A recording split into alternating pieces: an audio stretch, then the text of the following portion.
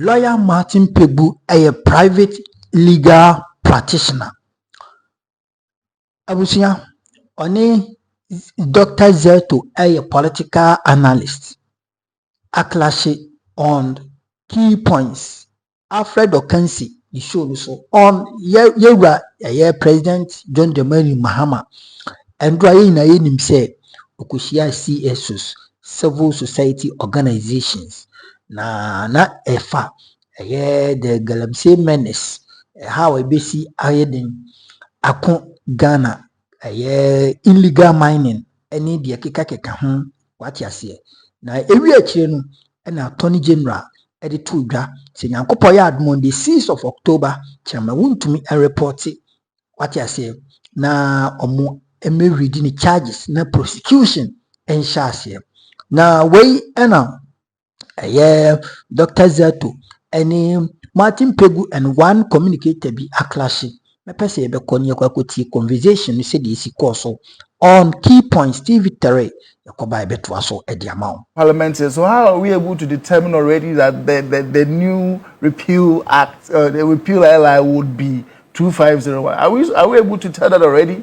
Who knows? It's a lawmaking process, and there might be another law that might come even before that. So how do we even know that it's really going to be 2505? It's quite strange for me. Okay. On this one, quickly. Yeah. So yes, in terms of the amendment repeal, okay, what it is that even before this particular meeting, it had already been said that there will be a repeal of the law. So this is not the place the president is making the first pledge. I think it came in some weeks ago.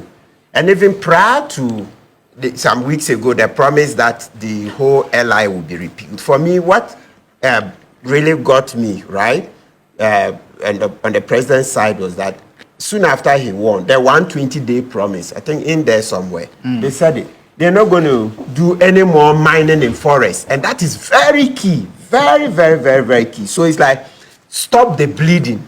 You see, we're already bleeding. Akufo-Addo was issuing mining leases willy-nilly, especially in the forest reserve. We know how many times I've mentioned the Tiwa forest case, and Daryl is one of my clients. That's Arocha, 2019. When they said, no, they need jobs, so let's go into the Tiwa and mine anyhow, right? But when the president took over, for me, the key thing is that his promise, at least I've heard it not less than 3 times, where he's promised that there would be no mining in the forest. And that's huge. That is a huge step forward, right? And so, you know that even the 9 forest reserves that the Galamseyers were in, we took them back. Then the Galamseyers went back into 2. Then we went in back and flashed them, right? So my point is that now we have permanent security forces stationed there. And I always like to invoke Article 210 to say that it's the police duty, because Article 210 says that soldiers are for external aggression and other developmental needs. And if you go to 200, it says the police is to maintain law and order, right? So once now we have permanent presence in these 9 forests, for me, I think we should, well, short of saying celebrating, I think we should commend the government for it, because, when you do that, then they see that we are following the conversation. That's how come for me. I saw that yesterday's engagement was very positive. Yeah. Because initially, some people I said, oh, it's a talk shop, it's needless. I said, how? It's for you to go and make a new pitch to the president. Like we say locally, we sit here and talk. He hasn't seen you in person, but when you go and then you have an opportunity to make a new pitch, you see that even the arguments get refined. Because yesterday, one thing I followed was that, hitherto we had all been talking about turbidity. But yesterday, Ken Ashibe moved the conversation forward and said, Mr. President, it's not just about turbidity, but the quality, the best measure. There's a water quality index. Thank you. So you see how now the conversation is moving forward. So those who said, no, it's a talk shop, it's needless, spoke too early. How many times we started reading the Bible as kids? Are we still not reading the Bible? And for that matter, also the Quran and the Torah and all the other religions. So sometimes I think we should hasten slowly. So for me, the taking over of the 9 forests is a key step forward. And before even that, number one is the fact that no more mining licenses, okay, mining leases, etc. in forest reserves. That's the big ticket. The big ticket, because that is stopping the bleeding. Then we've taken over some of the forests. Okay, so saying that the LI will be repealed. I think there was an update from the NIMOS commander that the 2 that were lost out of the 9 have been reclaimed. Exactly, so I mentioned all it. 9. All 9, yes. So it means that we've made 11 attempts, right? So that is progress. And so what we need, and I keep saying, is that perhaps can we get a daily update? Maybe 9 more should be. They promised it. Monthly. No, they not didn't daily. promise. So that let's know question that was asked. Yes, because that's what we've been saying here. Because you remember this permanent presence in the forest, etc. We advocated for it here. Initially, I remember some of the people in your team were saying, "Oh, it's impossible. No, go and shoot and kill and etc." But eventually, the president and his team saw that no, let's put permanent people there, because you are coming to the forest and then you see that police vehicles are there. How are you going to continue? How are you going to continue? It's common sense that you've seen that the police are there. How are you going to continue? And so far, we see that no, the Galamseyers don't go and start shooting our police. Right? Thank God that's not the thing. Because some were saying send in soldiers because soldiers will create more fear. No. I think our people are being civil enough, and we are grateful that, yes, though they have arms, usually the arms are for their protection against robberies, etc., but not to harm our security agencies. So we are grateful for that. So now that we have the permanent forest, still enough time. Look, what happens is that the moment they took out that particular part, the first thing about the mining in the amendment, section. Yes, the rest could have stayed until we are ready to do an overhaul. But I see sometimes in the advocacy, people just say, no, repeal the whole thing, repeal the whole thing. I didn't support it like that, because you have to put in a new framework. But I know sometimes the majority carries the vote. So you don't want to be saying things every time against the grain. But really, my point is that this repeal, it's not as if the repeal is going to bring anything new. Because let's remember that currently there are a few mining companies that were giving leases to mine in some forests. You know, Newmont, etc. They are in some forests. So you need this current law to regulate them. But sometimes, you know, it's just like the way we jumped onto the bandwagon. Oh, state of emergency, as if it was a magic wand. Then eventually, as the education started trickling in, we saw that, oh, it's not just about state of emergency. Whatever we can do now, we can do. The law doesn't stop us to putting more NIMOS and blue water gas officials on the ground. That's basically putting more boots on the ground, etc. Nothing stops us.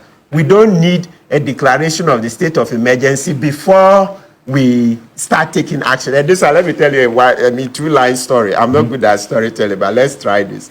Professor Kumado, you know, our venerable professor, constitutional law expert. This in the 70s, when they were in Commonwealth Hall, they used to entertain their female guests in their rooms in the night. Then, long story short, it came to a point, the hall authority said, no more female guests in the halls in the night. So they decided to go on an aluta. Then they got there, hall master came out and asked them one question. He says, so what entertainment can you have at night with your female guests that you cannot have during the day? Right. So meaning that we are not banning your entertainment. It's just the time that we are banning. Don't do it at night. So meaning daytime you can have it. Then he said, they started looking into each other's face. What is he saying? What is he saying? Then that was the end of the demo. So that's the same thing. That was the end of the demonstration, meaning I just changed the time. So it's the same thing with this Galamsey fight. People were talking as if until we declare a state of emergency, we can't take drastic measures. I was like, how? The laws, and the president was very clear. We have all the laws. We've not yet finished deploring. And you're saying state of emergency. How? As we speak now, we've not declared state of emergency. But Amakufibua, NIMOS, the water guards, they are in there. The police are in there. We've made 11 attempts in respect of the 9 forests. We've banned mining in forest reserves, etc. Did we need a state of emergency before we start acting? You see? So for me, what we need, Daryl, maybe we should have that perhaps after 3 months, you make another appeal to meet the president. Let the dialogue continue. That's participatory democracy. Because in coming to meet you, I'm sure the president would have even asked for an update from NIMOS, etc. Then he thinks about ways to improve the fight. Yes, so it's, by all means, let's continue the communication, the vigilance, because the more citizens stay vigilant and then hold duty bearers to account, then the better the outcome. But I'm hoping that so now it's clear to us that we'll stop the rhetoric on state of emergency. Okay. Right. Well, but the Attorney General raised concerns about how he's having to deal with the 48-hour rule, because some illegal miners who are arrested are granted bail after 48 hours. And they go back to the pit to go and mine. And they are arrested again. Like he said, they have to be in he said they should bring them to Accra. So he changed the venue. Let's hear the Attorney General say, and maybe you propose as to how this can be dealt with. Because he's also thinking about what case. Yes, so let's take a look at this. And that looks like a problem Martin created. I don't know why you say it's a problem. Arrest. About 1,400 arrests. Now, the biggest problem we've had with the arrest is the 48 hours rule. Constitutional principle that we must bring them before the courts within 48 hours. Most of the judges have been granting them bail. So I remember the point that was made by Colonel Boa. When we arrested 9 people in Kumasi, he called me and I told him that immediately place them before the court and then ask for them to be detained so that we do our investigation. When they appeared before the court, Your Excellency, they were granted bail. Okay? Then they went back. He was very good in monitoring them. They went back into the forest. So I told him that even despite the fact that they've been granted bail, because they have gone back into the forest, they've committed a new offense. I asked him to arrest them, but to bring them to Accra instead of placing them before a court in Kumasi. And I'm dealing with them now. They are in detention. We will not release them. We will make sure that even if the High Court says we should grant them bail, we'll go to Court of Appeal and go to the Supreme Court to ensure that we hold them until the dockets are prepared and then we send them to court. Currently, we have initiated prosecutions in 60.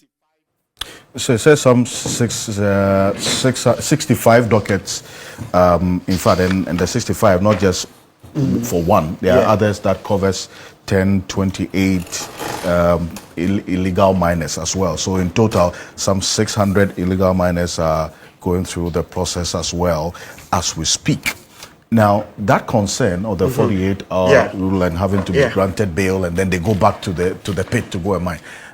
How can this be dealt with? Right, quick one. So, well, without hearing more about the facts, okay, it appears what the Attorney General did is partly correct. But if you ask me, yes, so let's develop that further. So he got frustrated and said, okay, now bring the suspects to Accra so that the prosecution will be done in Accra. I don't know how sustainable that would be because, you see, asking them to travel all the way every time from Kumasi is going to create some problems. But as I've said, I don't know all the facts. But they could have stayed in Kumasi, and then this time their behavior will be brought to the attention of the court. And no, I mean, judges are also part of our society. Once they see that, hey, Kratchi, you were granted bail and this is what you went back to do, sometimes you would not be readily granted bail. You remember the what do you call it? So there are circumstances that the 48-hour rule would not strictly apply. It's not. It's actually even an amalgamation of the 48-hour rule and the non-bailable offenses. Right. So that's non-bailable is Kpebu number 2, and then the 48-hour rule is Kpebu number 4. So the non-bailable one says every offense is bailable, right? And so once the person meets, subject to the discretion of the judge. So if you present enough, you make a good offer to the judge that, look, this and this and this reason. So I'm married, I have children, I'm gainfully employed, maybe we have this and this sureties, etc. And the offer looks good. The judge takes it and will grant you bail. But once you're granted bail and you go out there and willy-nilly return to it, The second time is difficult. It's difficult. You remember, Oliver, when the previous administration, you know, we did the demonstration the year before, and then subsequently there was another one. So you see that the second time getting bail for him, eventually they had to go to the High Court. It was a bit difficult because we're using this in that, Oliver would, that's Oliver Bakavomawo, would go out and do the same thing, commit the same crime, etc. But I see that even eventually with that one, he was admitted to bail. That particular thing, that because we granted you bail and you went back, we should ipso facto deny you bail. The courts don't accept it totally. They review it. After a while, bail is granted. Now let's look at this. What the Attorney General was saying. Obviously, it is not a case where we have the police there. Now we have presence in the 9 forest reserves. Has anybody come to say the Galamseyers have returned? So it tells you that that particular case is referring to, we don't have police and other NIMOS presence. Because how were these Galamseyers going to go past them? That's why I said, you know, Dr. Aine, let's understand this. My good professor, Aine is a good guy. You see, it's a public pressure. So he has to also, you know, adapt a bit. Because I can tell that Kpebu number 2, okay, that's a non-bailable. Aine was even more passionate about it more than me. I came and met Aine with it, attempting to do something, but he was busy. So eventually when we did it, he gave me some suggestions, add this, add that. He made an input. I see. Yes, Dr. Aine made an input when we were going to court. So it's not as if he's interested in just incarcerating people, but he also sees there's enormous public pressure. So Charlie, sometimes you have to play a bit to the gallery. But I'm saying that if we had permanent police presence there and NIMOS guards, these people could not have returned. They could not, because so far we've not heard any story that we have our policemen and NIMOS at any vantage in any particular Galamsey area, and the Galamseyers have returned and penetrated that wall, that fortress. No. So maybe we'll appeal to Dr. Aine that after a while return them to Kumasi, because the best is rather to have the people in their localities, so that the cost of you know, going to court, attendance, etc., will be reduced, because we should not unnecessarily burden the citizen. Yes, we are supporting the fight, and that's what we are doing here. Like you say, we are supporting it, except that, you know, like a human rights angle is also very important, because let's not forget those who were asking for the shoot to kill. Last week was when I left here that somebody reminded me the case of Major Mahama. You see how the Galamsey fight, yes, when they were helping to, what do you call it, protect, but because the citizens saw him, suspected that he's rather part of the Galamseyers, we all know what happened.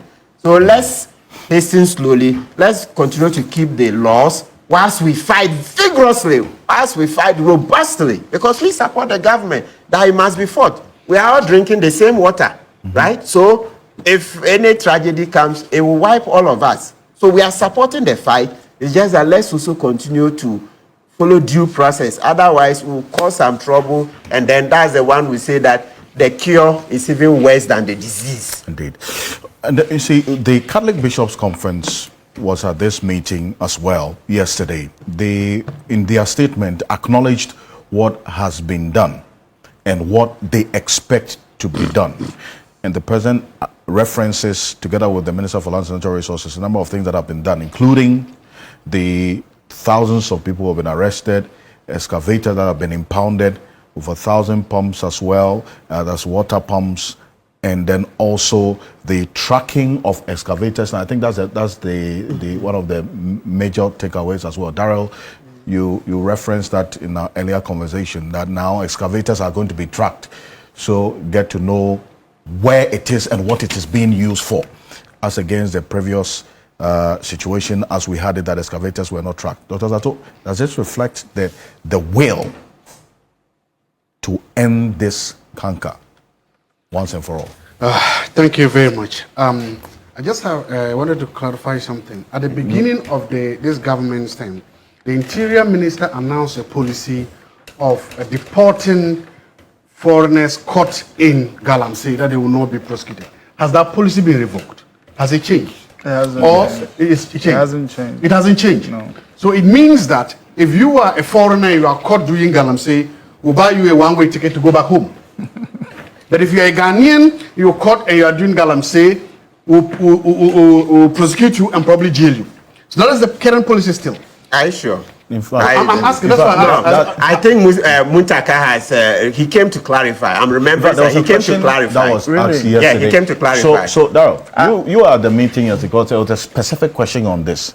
And Yes. there was a response to the effect that there hasn't been any policy direction in that Well, regard. yes, I think in response to that, it was said that it is not a government policy, but Exactly. an administrative arrangement Uh-huh. that So is in place. But that's just the clarity. But that that is still to say that it has not changed. it has no change. It's still the way they treat foreigners as per the administrative whatever they have in place now. So that means Muntaka was there. But Yeah, he was at the Okay, meeting. so I just He needed was at that the clarity meeting. Yeah, because he was there. it's And there was actually- also one key question one of our colleagues Because there was asked a as question well. that was asked, I Exactly. remember. And so it means Yes. that it's still something that is enforced. So, under the current policies in this country, and especially at the Ministry of the Interior, if you are a foreigner, you can come into this country, you can pollute our waters, you can destroy, you can do everything. If we catch you, we will buy a ticket for you, put you in a plane or in a bus to go back home. If by the time we catch you, you have already exported all the money you've brought, if by the time we catch you, you have already sent all the money back home, it means that we will still, not only the fact that you've taken all the galamsey loot back home, we will also still use the taxpayers' money to buy a ticket for you and take you back to your home country to go and enjoy the loot. Wow. Talk about policy confusion. How do you say that there is will to fight galamsey when you are rewarding foreigners and even Ghanaians? If you catch somebody from my hometown, Tumu, doing galamsey in Eche Forest, you jail him. After, when you release him, you even give him a bus ticket to go back to Tumu. You don't care whether he's over or Fana, you don't care how he's going back to Tumu. But if he's a Chinese, after all the money he has made, after all the destructions he has made, you will still take him back to his own country and you tell me that it's a commitment. Look, please, Mr. Minister of the Interior, Mr. Government, Mr. AG, this policy, and remember, this policy came from somewhere. It emanated. I remember when Aisha Huang was deported. Right voices, genuine voices rose up to condemn it in a no uncertain term, and that was right. And that was what we made. Based on that we had the then presidential candidate saying that when he comes in, other things done. Today, why are we still treating aliens better and with kid gloves when they are destroying our country as much as that? Why do we hate ourselves so much that not only are we the ones drinking the polluted water in the forest, we seem to also be rewarding the foreigners? It's wrong. We should do that. So that policy, please, Mr. President, Mr. Government, part of the commitment to galamsey must be said that we will treat all galamseyers the same. Either we are sending all of them back home to their villages, or we are prosecuting all of them and jailing them. Don't treat foreign galamseyers different from local galamseyers. That's just a point. I'm glad the president met the civil society organizers yesterday. Whenever the president of the republic meets people to talk, it's good. I love it. It deepens our democracy, and it is that's the president demonstrating his democratic hallmarks. That's the president saying that, look, I don't have all the answers, so I might not have all the answers. And some of you might have all the answers. Come, let's talk. So I'm happy, whether it was a Photoshop, whatever it is, the fact that the halls of government, the seat of power was open to ordinary people. Some of the people that went there, that was the first time they went there. That was the first time. Have you been to the Jubilee House before? You went there yesterday. Yes, so good for you. Some people go there. So I'm happy that people have gone there and they've spoken. The question then I want to say, what after this? In the first place, before this, we were never told what were the expectations or what were the objectives of that meeting. I think the objective was captured in the letter of invitation. No. You said we're never told. We were never told, yeah. But the objectives were. It was okay. Yes. So now, what is the plan? Do we have a plan to implement the recommendations that come there? One, I want to see a social contract like the one the president signed when he came into power on galamsey. I want to see the president say, this is my social contract on galamsey. I am His Excellency the President. One, that social contract should, define what success in galamsey means. That should define his concept. What is success to you? What will you take as success and what will you take as failure? Number one thing, I want the government to do that. Two, when do you think you can make that determination? Because when you give us a social contract, you say 120 days. And 120 days, you are counted to good people of the country. I was here, I applauded the president for that. So, Mr. President, when do you expect us to now say, okay, based on this timeline, you have achieved that set objective or you haven't. It's important because in public policy, when you leave everything hanging like that, then it will be difficult for us to hold you accountable when we don't know, one, what your success is, and two, when to hold you successful for that. Three, give us a detailed budget. I think somewhere they say we need a bigger budget. I like that. Budget is about resources. So the third thing I'm asking for are resources. That means budget and time. Tell us that, look, I need this amount of money. Even if it means taxing the people more to collect money to clean it, some people might agree. I'm not saying I will agree with that. Even if it means borrowing more money from the World Bank or the IMF to fight this, some people may agree. I'm not saying I will agree to that. But at the point is that, so without these three indicators, I don't see how we are moving the ball up the field. Without these three indicators, we don't see how we can then track and see how better you are doing. So for me, I want these things to be done. When they are done, it helps. Then thirdly, I come to the issue of the state of emergency. I still believe that we need a state of emergency and we need it now. Because it is within the context that we are discussing this. Mm-hmm. We are discussing Galamsey within the context of it being an existential crisis. When you say something is an existential crisis, you are saying that our very survival, not just as Ghanaians, but as a human species, is being threatened. When your very survival as a human being or as a species is being threatened, you adopt what I call an all of the above approach. You don't go into your toolbox and select little tools and leave some tools there. You adopt what I call an all of the above approach. That is why on this matter, I agree with the Ghana Catholic Bishop Conferences that we need a state of emergency. That's why I agree with the media coalition, and especially Ken Asigbe made it clear we need a state of emergency. The state of emergency raises a complete new mindset.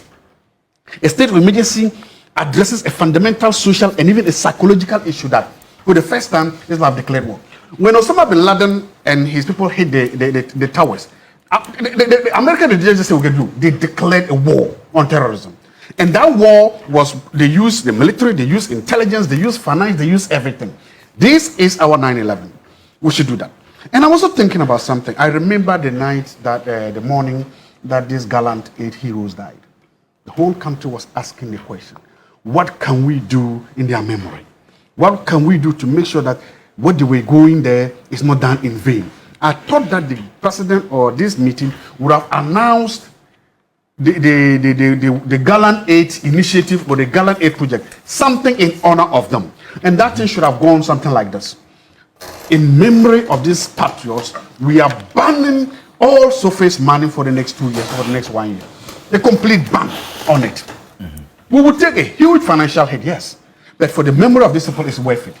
And then, if possible, we would go to this Galamsey site and we'll put monuments there celebrating these men who lost their lives. That was a perfect opportunity for the president to do that. We missed it. I don't think it's too late. So I agree with the Ghana Catholic Bishops Conference. I agree with the media coalition. We still need to declare a state of emergency because it takes us to a different level. It takes us to the level where we now say that this is what we are doing. So that we don't seem to be choosing things when we know that this can work. Finally, I have not seen any plan to trace the funding sources of these Galamseys. The small guys you arrest there cannot buy a bicycle, not only an excavator. Who are those bringing these excavators into the forest? Mm-hmm. I want to see a system whereby the government can say that, look, when we find any excavator in the Galamsey site, we can take the number of that excavator. We can send that number to DVLA. DVLA can tell us that the excavator is registered to Martin Kpebu. Mm-hmm. Martin, sorry, I know you don't have an excavator. Then we can go to the Bank of Ghana and say, Mr. Bank of Ghana, mm-hmm, tell us all the bank accounts that Mr. Kpebu has. I know it's a lot, but don't worry. And that is a truth. And then we can say that the state can then say that we have the fact that we found your excavator at a Galamsey site. We then have the power to believe that you are a Galamseyer. They will freeze your account. Now, there may be a lot of law to go through that. That's why I believe in the state of emergency. I believe that in the state of emergency, you can do these things without lawyers like this, Cameron. But now, if you were to find it under the law, okay, you can freeze automatically. So why are we not doing that? Can freeze. So why are we not doing that? And after a while, before they go. So why are we not doing that? So that's how we say it's good they met the president and then pushed. So one of the things that came out in responding to this, I think the Minister for Lands and Natural Resources did indicate that excavators that have been brought into this country, at least since the inception of this administration, are being tracked. There's a tracker on all of them to trace. So that's good. Exactly what they're going to be used for. So my point is that John just tracked them. I'm saying relate the tracking to the owner, and then relate the owner to the owner's bank account, freeze that account. That's Now, if it's found. If it's found, the moment you find, if you find my phone at the Galamsey site, you take it, and then you trace to my name, you freeze my bank account. There's nothing in the account, by the way.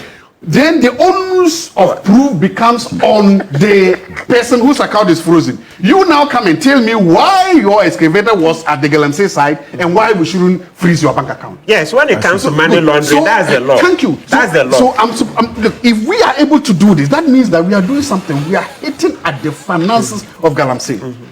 We're hitting at the finances of Galamsey because if we only catch the small boys and girls who from my village who have come here just to do Galamsey distance, we are not winning this war.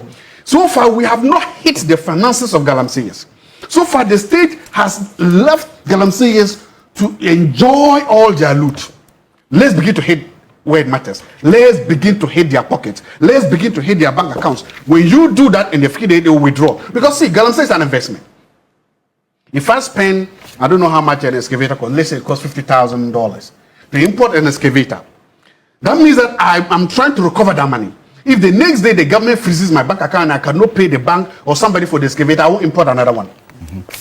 I won't do that. So please, let's do this. And some of this are practical. Some of this we can do them tomorrow. Yeah. So we can, in fact, with all the the excavator seas, we can generate those numbers today, and by tomorrow we can freeze all these accounts. In fact, you know what we can do with that money when we get it? We will give a large chunk of it to Mr. Sohoyene for the big push, so that you send a lot to my hometown. Right. But if you say all the excavators, were they picked up at mining sites? Yes, those that were picked up. We hear there are some that are impounded, right? Yes. From mining sites. Yeah. Those are them. They will we'll give a lot of the money to him to go to, and they will send some to the EPA to begin reclaiming the forest. But you have to finish convicting them first before you distribute them. And instead of a emergency, do we have to? Thank you. So you now see why I'm calling for a state of emergency. I'm calling for a state of emergency. No state of emergency should allow that. I want you to allow that. So I'm calling for because there's a constitutional protection, Article 20, your property, okay, and 18. So they're the same. The lawyers. I'm believing that. Oh, let me hear that. Yes, I'm believing that. My point is, state of emergency will let us hit their finances. State of emergency will let us hit their investments. You can use the law. Like I told you, what is it that you can do now? So why haven't we done that then? My question. Why haven't we done that? I think so far the president said So my point, ultimately, in summary, define success, give us timelines for success, tell us the resources you will need, and begin to freeze bank account of Galamsey, those who fund Galamsey. If we do this, we will see that the tide will begin to change. Anything other than that, we are losing the war. Well, and talk about the financiers, Alhaji Suhini, that was one of the major promises of this administration, correct? That you're going to not only arrest the people in the pit, but also deal with the financiers of illegal mining, Galamsey. How far has this administration gone with that? Alfred, first of all, I think that there's a need for us all to fairly commend the organizers of yesterday's event. It was very well put together. The outlook was different from the talk shops that we have had in the past, where money sometimes, got expended for nothing. I mean, I recall back in the day where we went to regions, and to traditional authorities, organized big seminars and events that cost so much money. You recall that I even at a point shared some of the, amounts that were spent in organizing fora on Galamsey and how to deal with it. I remember at one point about 1.8 million Ghana cedis was spent on one event, and we had these events across the regions. In the end, I mean, we didn't get anything. But yesterday's event was simple. It was simple. I mean, and it was not you know, outside. It was not at like a hotel where you had to, or you know, the conference center where you had. It was simple to the extent that it was for me like a classroom, and then you had the president like the classroom teacher, and saying, look, we have this topic to discuss.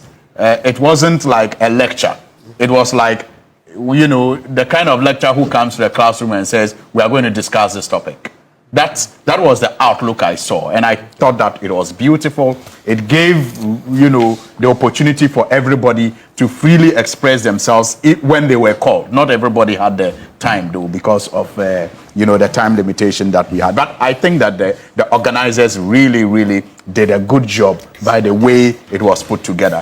It brought all the different shades and different thoughts, you know, together, and the presenters did a fantastic job, from the Minister of Lands and Natural Resources to the NIMOs and to the EPA. They all did a brilliant, you know, presentation, up-to-date state of affairs as far as the government is concerned. And so I need to begin by commending those who put this event together and those who, you know, did the presentations yesterday. And the questions that came out, then that is where I think that it's also very important that we commend CSOs like Darrell and Co. They have been very consistent on this matter, and it is admirable, you know, the energy and the time that they spend on this, as if, you know, their lives and livelihood depends on it. It's admirable. I must admit. Does, because I'm saying guess West, we are out there. I know, but yeah, so I agree with you that their livelihood, all of us, our lives actually depend on it. So I think that it is important that we commend them too for the consistency. And His Excellency the President, I am sure, was very grateful, and he remains grateful. I think yesterday, even after the event, if you go and read the post that he shared on his social media handles, he is asking for the pressure to be mounted on him. He says, keep me on my toes. I want us all to succeed. So as I commend them, I will reiterate the president's words that you must not, you know, give up. You must not relent in your efforts as to support government and to put government on its toes to achieve the results that will save all of us, that will save even the generations that are yet to be born. But you see, in this conversation and in this fight, we must guard against, you know, victories that don't add to anything. Victories, the lawyers call it, what do you call it? Something victory. Fleeting victory, something. You use a word. Pari victory. Yes. I mean, we should guard against victories that impact nothing. Okay. You know, and big declarations that don't mean much. Right. We should be focused on the deliverables that will really, really transform the current situation. It's not about whether I asked for a state of emergency and it has been declared. No. That shouldn't be about it. You know, it shouldn't be about I want a president to declare that he's put his lives on the line, or his presidency on the line. We have heard that before. We have heard all those big declarations before. We have, and what happened? So we should guard against, you know, victories, like I said, that will not impact anything. Okay, we have won. We have succeeded in getting the president to declare state of emergency, and then what? But we should be looking at the measurables. We should be looking at the commitment to getting results that are, you know, indeed meaningful to all of us. Look, yesterday when I was listening to it, a number of things came up. We all know that some of the problems we have had in the fight are largely legal. So the Attorney General was on standby to tell us some of the challenges. And also some of the approach that he is adapting with the government to deal with those challenges. So, for example, the challenge of, what do you call it, detention and the 48-hour problem. He says, that is a problem. This is how we are dealing with it.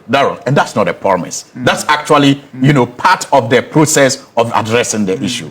It's not a promise. And so it shouldn't frustrate you. It should perhaps let you want to follow through and see how is he really resolving this problem. Then the issue of tribunals that he promised, that we are going to, that one is a promise. But he has also given an indication of how much work has been done so far. I think we should get closer and see how much work has been done so far and how much work is left to be done for the tribunals to really see the light of day. Because he says, I am working on the tribunals to ensure that we fast track some of the trials involving, people engaged in galamsey. Then the legal reviews that were required. He also talked about it and he agrees. And that's, again, something that must, encourage all of us. It is not as if the government disagrees that there should be a legislative review. The government agrees and assures that when Parliament resumes, LI 2462 will definitely be repealed. And in its place will be a new law. And he says, and we all know that in this country, it is the Attorney General and the Minister of Justice that monitors, the passage of these LIs and acts and also monitors the numbering. So he says, look, we are working, and when they start working LIs, when they start working on LIs at the AG office, they assign numbers to it. Even acts, they assign to it. But it is after the process.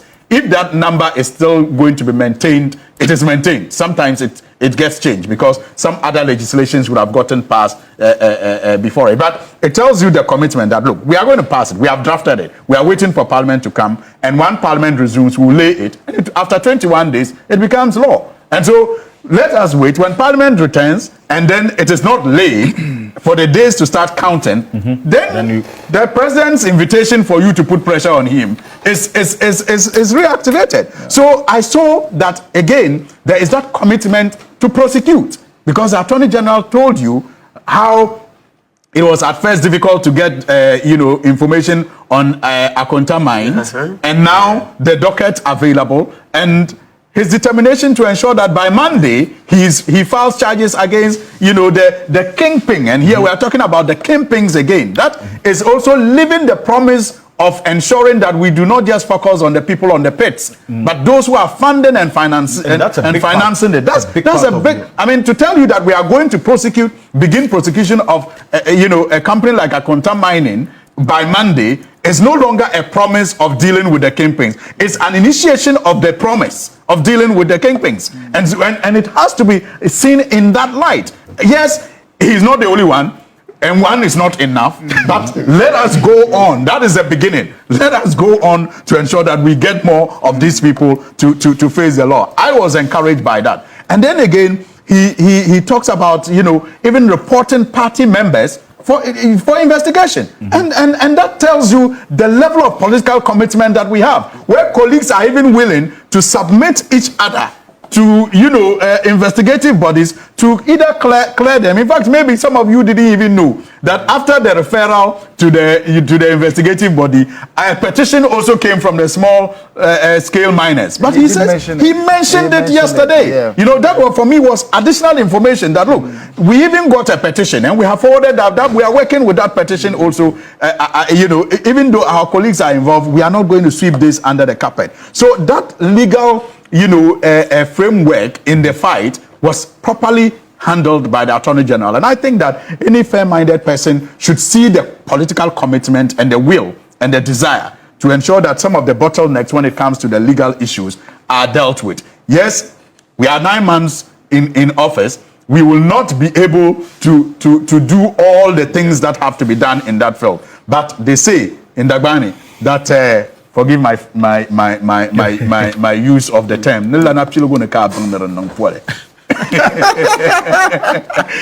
Martin understands. I mean, to wait, it is at the initiation stage that you know if something will develop into a hernia. I don't want to go into that. but you see, so it is in this. Or as it is often said, that it is from the look of the chicken that you know that it will go into a cock or something. But that for me is something that we should not gloss over. Then the security concern also. So the legal aspect is there. Then you also have the security aspect, and NIMOS actually has given us, reason to believe that this time around the fight will be, more deadly, even without the declaration of a state of emergency.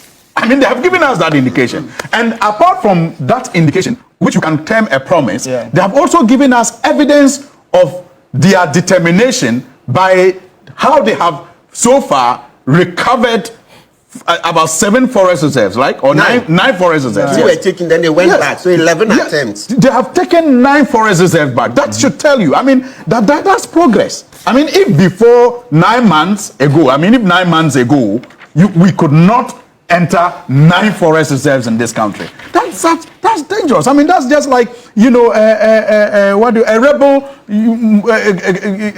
group taking over a section of this country. And so to tell you that within 9 months we have recovered these forests is not a promise. It is actually action driven. I mean, it is results driven by action.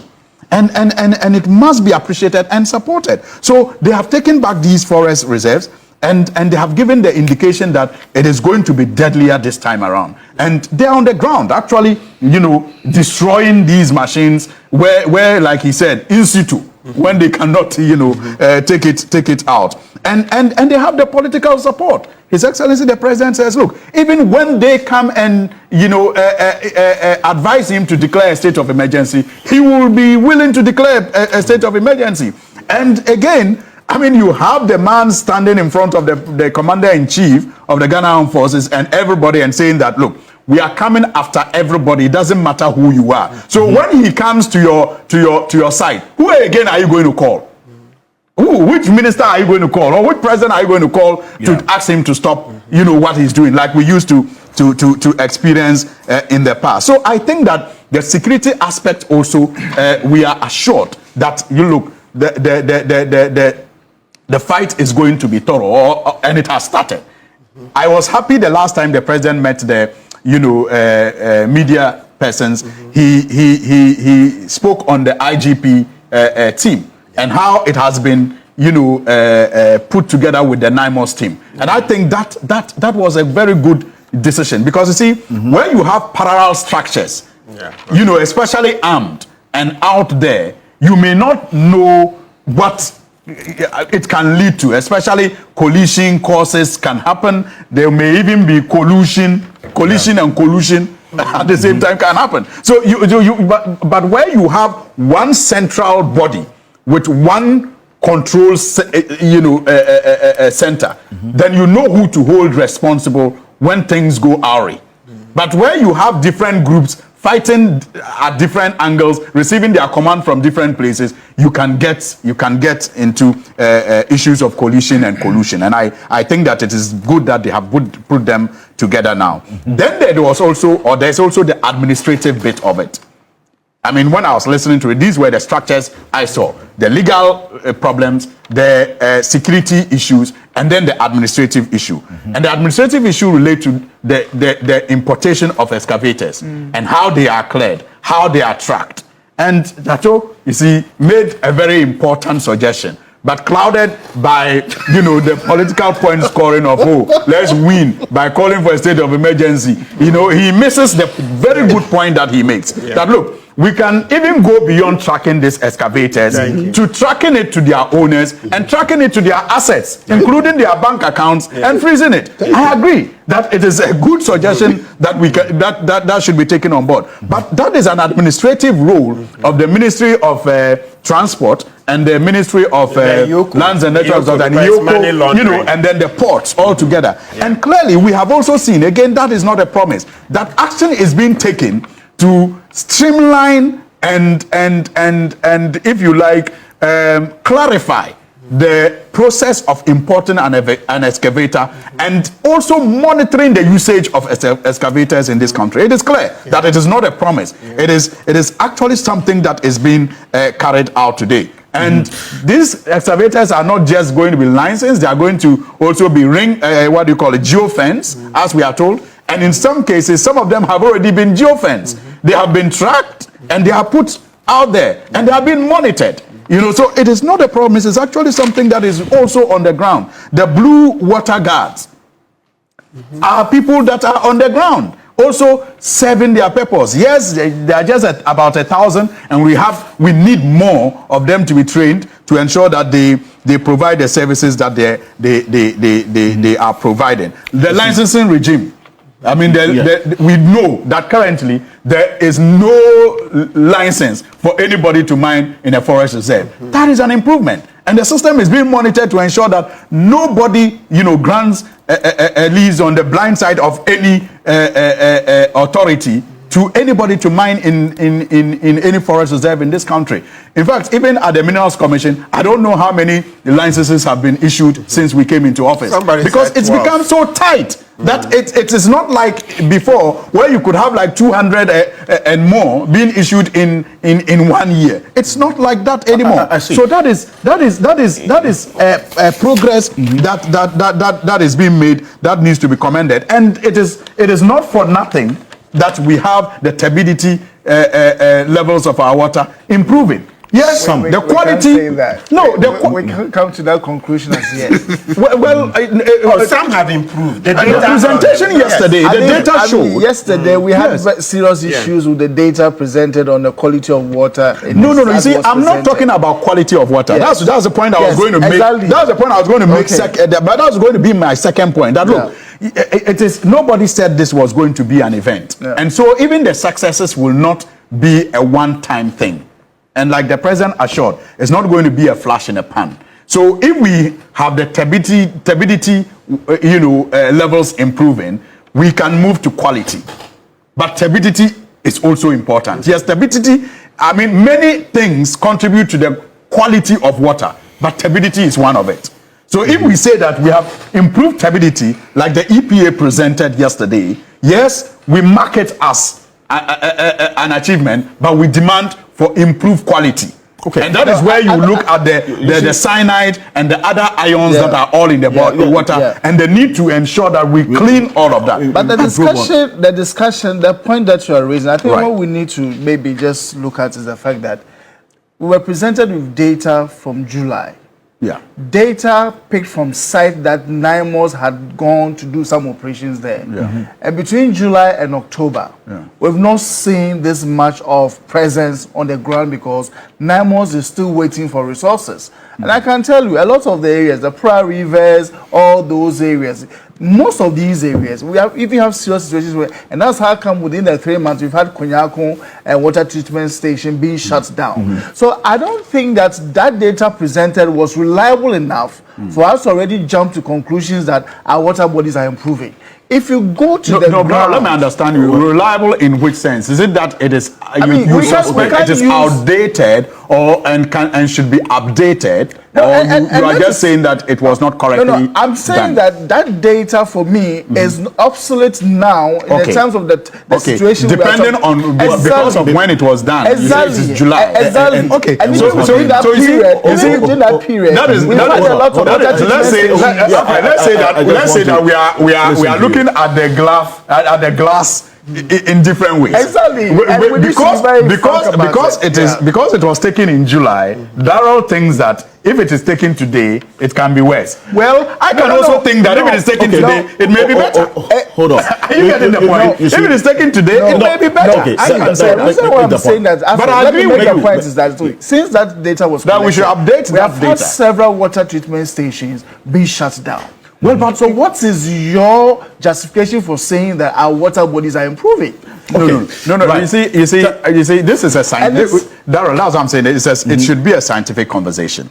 The fact that it doesn't take a month or two for a water treatment system to take a decision to shut down, it would have been as a result of accumulated issues. So if before July they had those issues and they were managing, and then in August they shut down, it doesn't mean that between July and August there hasn't been an improvement in turbidity. There could be an improvement in turbidity, but there can be a deterioration in their plant. Are you getting the point I'm making? So the improvement in turbidity is not directly linked to the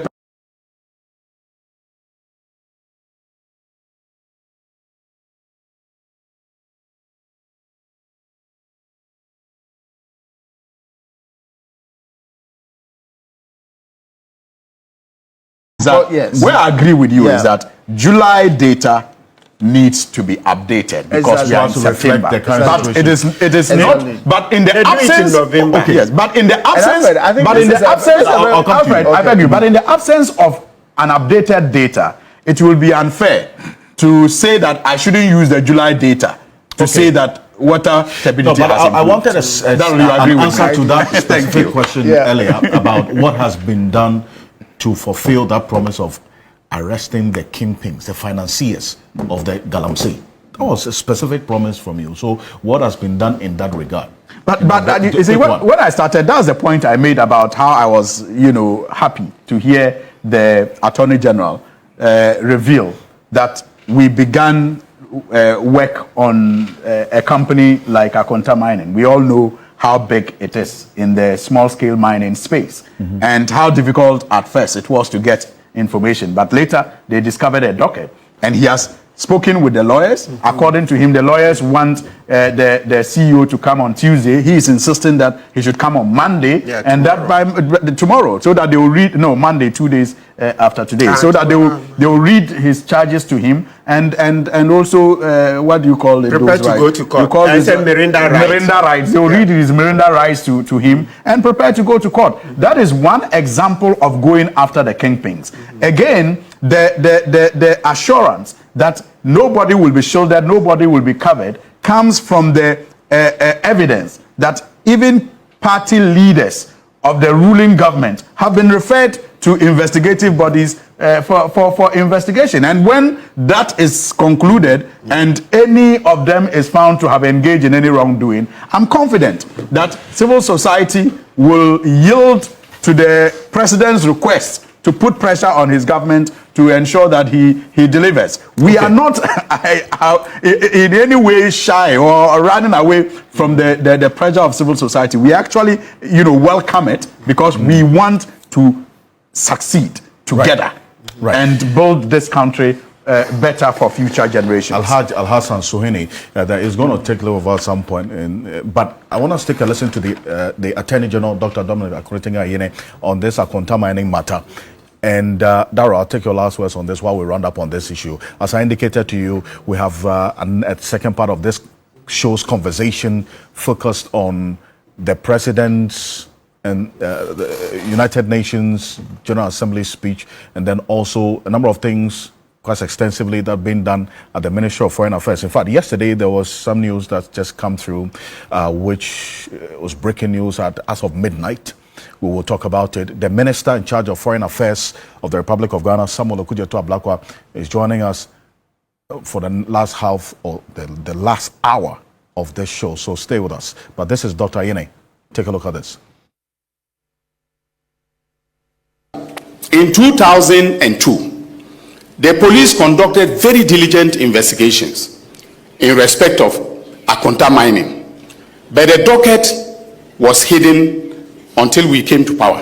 In fact, when we came to power and I started the investigation with the the Lands and Natural Resources Minister and the Forestry Commission, we were finding it difficult to get information. Subsequently, the police themselves owned up and presented the docket to my office 2 months ago. So as we speak, the charges against Chairman Wuntumi, Akonta Mining, and 5 others have been signed as I speak. Currently, we are waiting for him to be read his right to remain silent, etc. Before we've asked that he should be brought from. That's Dr. Ayine there on the Akonta mining. Finally, on this. So beyond this engagement and the promises made, what next? Darrell, you were there at the meeting, so what next? Yes, Alfred, I think one of the things that we've always been saying about updating and taking the citizens along, and I like what Honorable Suhini is saying, that look, the government wants to succeed with us together. And I think that is a very crucial point. And that's why we are saying that, look, this should not be just one quarterly meeting or update that the presidency is doing with CSOs.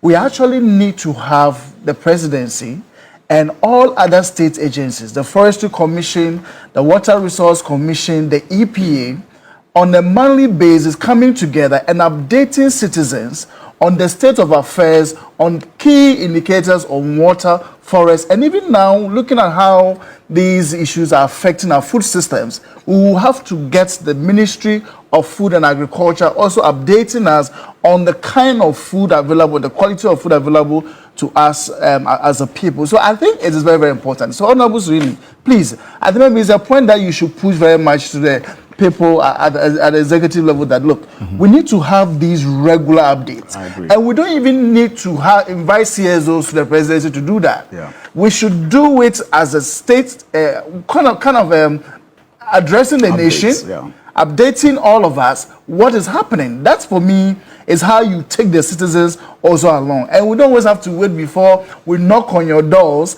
before you put information out there for us to know what is happening. The one aspect of this matter that, Alfred, I think we also need to look at has to do with the aspect of taking the fight also to the ground and empowering local people to be involved as well as monitors, not only the Blue Water Guards. The president talked about KPIs for MCs, DCs, and even police commanders. These KPIs, we, the people on the ground, we don't know what these KPIs are. I see. So how do we effectively even monitor the police commanders, monitor the MCs and DCs as to what is expected of them, so we can really push them to do what they're supposed to do? Because a lot of the issues about this fight also is coming from the local level. You have police commanders, district police officers sitting at the landscapes in communities and not responding to frustrations of community members. And that is an aspect I think that we should look at. There's been several issues of also some DCs and all of that. People are complaining that, wait, is this DC really serious about the Galamsey fight as the president is? How do we ensure that the people in the community, maybe somebody in Orechum knows really what is expected of the MCE so that they can demand accountability? Again, there are some issues that we have not spoken about. You see, in the past regime, Galamsey kingpins and some of their financiers use the courts and also the police to intimidate a lot of community people. And to the extent that these kingpins brought up cases against community members who are fighting to save their community water bodies and forest reserves and all of that. There are a few cases out there that I think that the AG needs to look at. There are cases of some people in our Toronto community, for example, who are being prosecuted for just standing up for their community right. And this is something that's very common in most areas where communities are intimidated. So there was a point that was made by the GJA president about the fact that we need to tell the stories. I think when the media is out there and is telling the story, we should also pay attention to the frustrations of the community people. It is really sad to go to communities and see them struggle to get water. See community people struggle to protect their farmlands from some of these, and there's nobody there to really provide them the very rapid support that they need. So, Alfred, on that note, I want to say that there's a lot still that needs to be done. And so far, we will expect that the president of the land will take the very decisive decision to ensure that these are there. I think the president must do more, and that is our expectation. How about last one, there's a minute. We have to round up on this. Well, I will just want to encourage all actors in the space. I see a genuine commitment from everybody in government and in civil society. I see a genuine commitment to succeed. And so we, once again, I'll repeat, have to limit, discussions or conversations that will be focused on, glories that don't impact anything. We should be focused on collaboration that makes more sense and collaboration that gives us better results. We should see each other as collaborators in this fight. Once there is the genuine commitment from all stakeholders, then we should see ourselves as collaborators instead of seeing ourselves as we against them and we versus them. Because I don't see any, opposition now. What I see are sometimes disagreements about approach, which can easily be ironed out when you see yourselves as collaborators. And I want to thank once again the organizers of the event yesterday at the presidency and the CSOs for their contributions. Well, question just in a minute on this. No, I'm just going to say that. I mean, I like the note we are all standing on. Yes. Commitment might be very necessary to fight this, but in and of itself is not sufficient. Let's go beyond commitment. Let's put in actions. Let's keep that. And as I said, I love the dialogue. They said that they didn't invite me. So thank you. Don't say everything about me.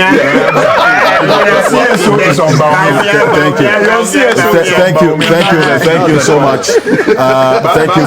Let me say that I see the son of man around, the foreign minister around, and somebody said somewhere, and I agree that the way he's going, if we are not careful, very soon it will have visa free to USA. That's all.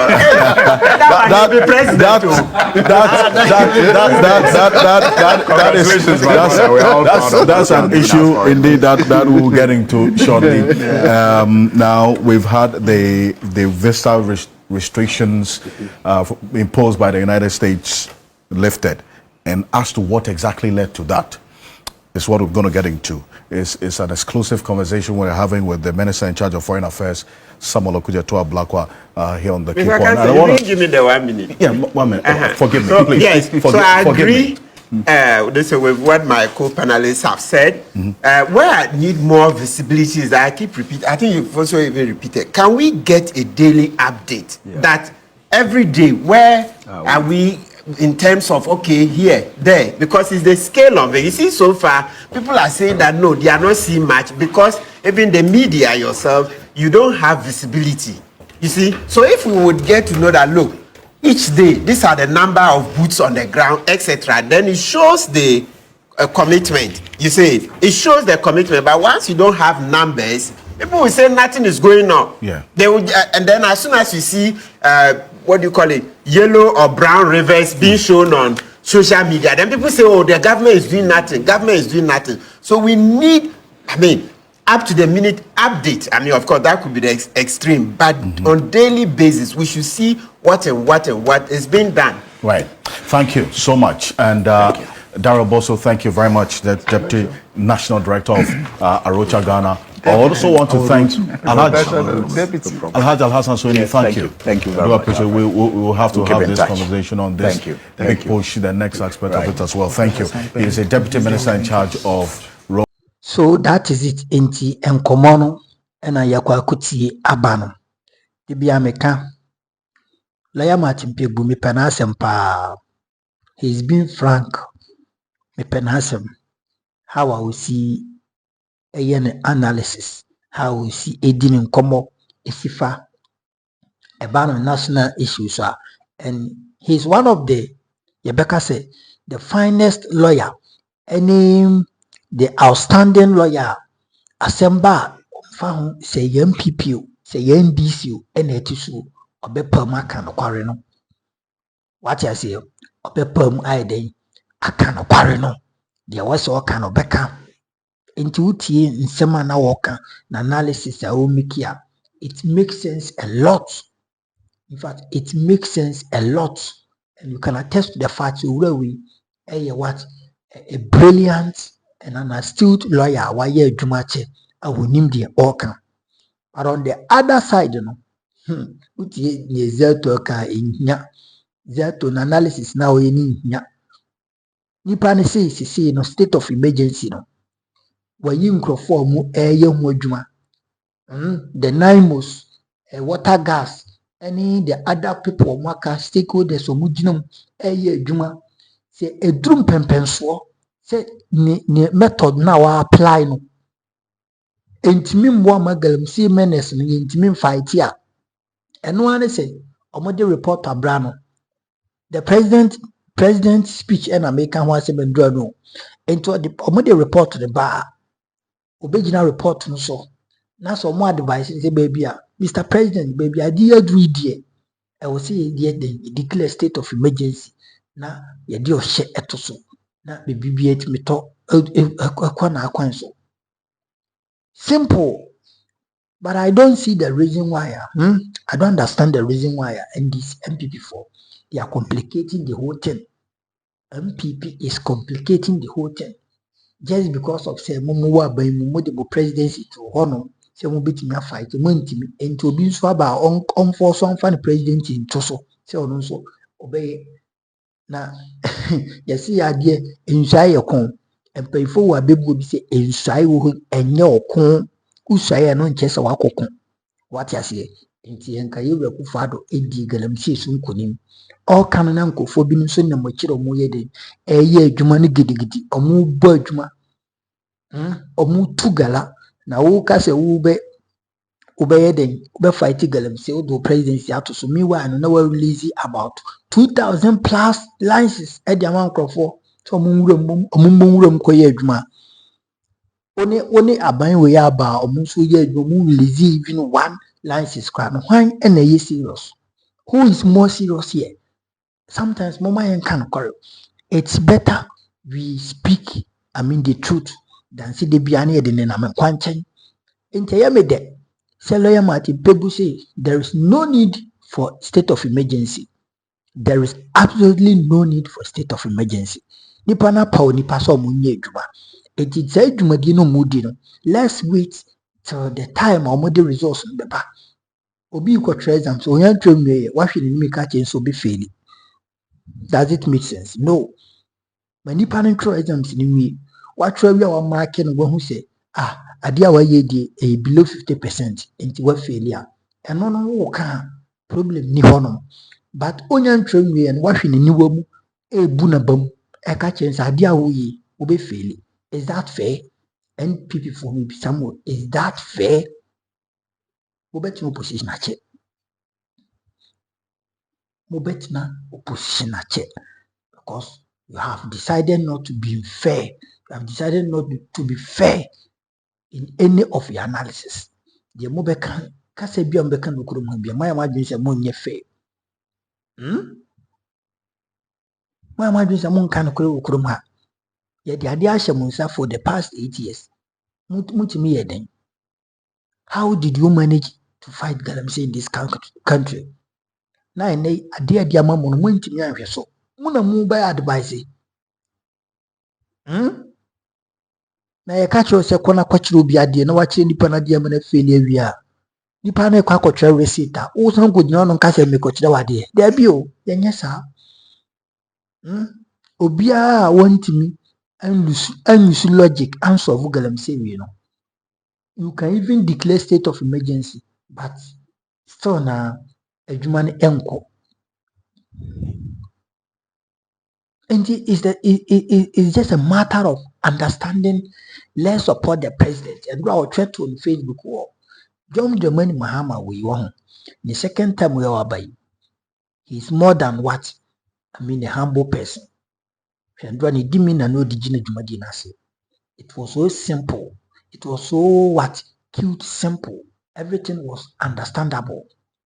NPP for yanko mahono no mbeko eco distribute sika no mo chiche sika na mo sa because omo pa wi adada eno mo say no opportunity.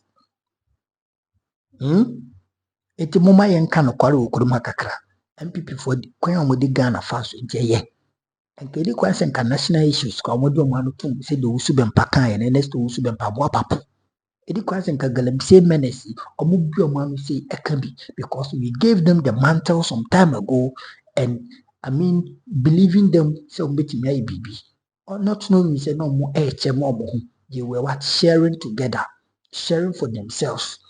Etienne sa de kro na montimi anye no obi foforo abeji na de amana mon kama montumwe na monhwe nipa no kopinso be dru baby obeka say once wa failing ntie so ebetimi aka but we fail no more chance. So why is it at all making all these noises? All this noise, it doesn't make sense. So why do no comment section? Nti lawyer Martin Kpebu any the other pandit no and amote omonka o dwumadie no eso no what you say. Nti that is Alfred Okansi. The show no the key points what you say. Nti abusiafo saa na tie kire wadwen hanom your number 1 authentic platform Mega TV na kopon koso a inshirawo makra bye bye.